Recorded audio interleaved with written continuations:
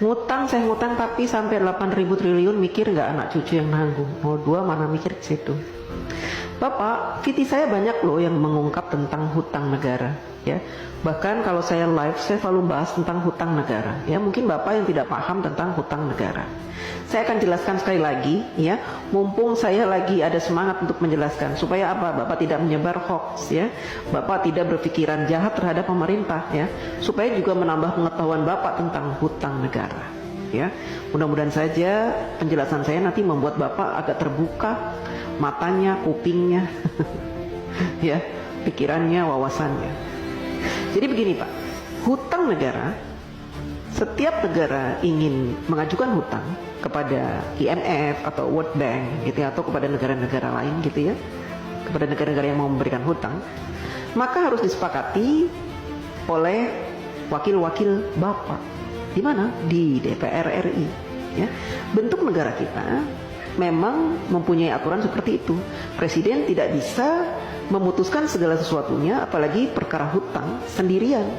Jadi harus dinegosiasikan dengan DPR. Dan DPR punya peraturan bahwa negara tidak boleh berhutang, ya, yang mana pembayarannya, cicilannya itu melebihi 60% dari penghasilan negara. Ya. Nah, saat ini sejak Bapak Jokowi menjadi presiden, hutang negara kita itu tidak lebih dari 35%. Artinya jauh di bawah batas maksimal berhutang yang ditentukan oleh DPR RI, yaitu 60%. Artinya apa? Kita masih berada di ambang aman, ya.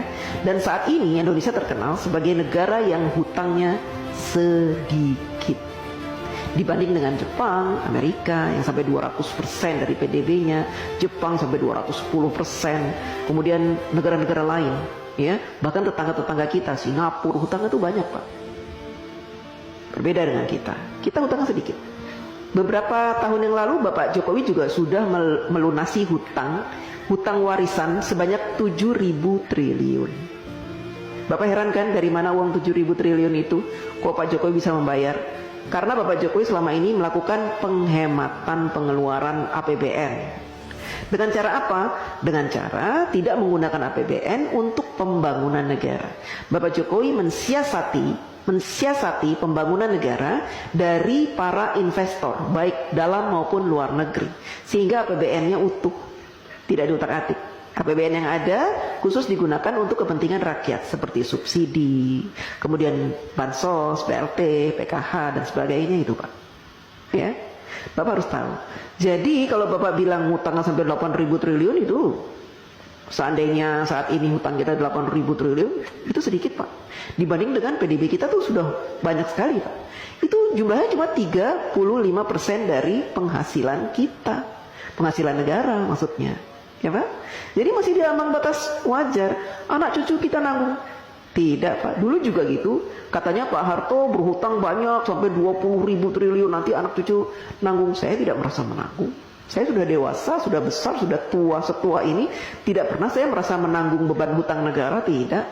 Itu kan hanya kiasan-kiasan yang diberikan oleh orang-orang yang membenci pemerintah. Ya, jadi mereka membuat rumor-rumor seperti itu supaya apa? Supaya kita membenci pemerintah. Kan gitu. Kita awam, orang awam tidak pernah diberikan pemahaman tentang hutang negara. Sehingga yang ada di pikiran kita, hutang, negara berhutang, nanti anak cucu kita akan membayar. Tidak Pak. Ya.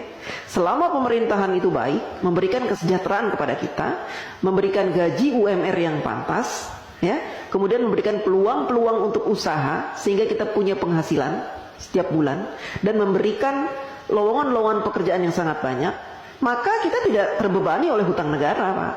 Ya, apalagi sekarang pemerintah sudah membuka banyak sekali lowongan dengan dibukanya smelter-smelter, proyek-proyek hilirisasi, itu akan membuka ratusan ribu lowongan pekerjaan Pak buat bangsa Indonesia, dan itu akan menjadi penghasilan yang akan dinikmati dan sehingga kita tidak dibebani oleh hutang itu.